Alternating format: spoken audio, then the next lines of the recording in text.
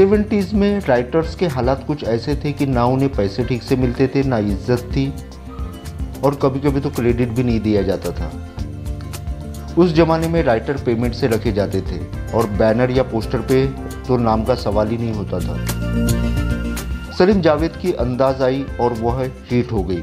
उसके बाद हाथी मेरे साथी, सीता और गीता, यह भी हिट हो गई।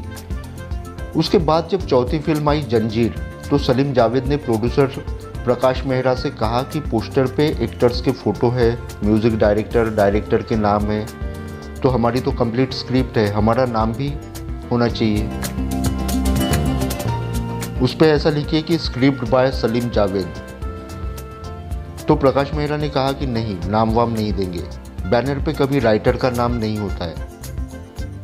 सलीम जावेद चुप हो गए। उस जमाने में एक ही समय में पूरे हिंदुस्तान में फिल्म रिलीज नहीं होती थी। पहले बड़े शहरों में होती थी, फिर कुछ महीनों बाद फिर छोटे शहरों में, और फिर उसके बाद छोटे गांव कस्बों में होती थी। जंजीर के पोस्टर सारे बम्बई में लग चुके थे।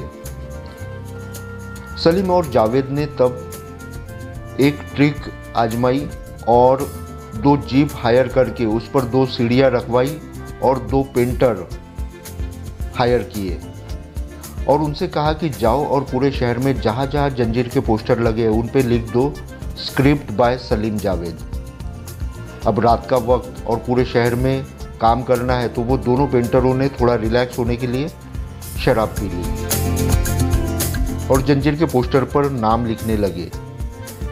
और शराब के नशे में उन्होंने कई हीरो के नाक पर, तो कई हीरोइन के गर्दन पर, कहीं भी जहाँ जगह मिली वहाँ रिटन बाय सलीम जावेद लिख दिया और इस तरह सारे पोस्टर्स खराब कर दिए।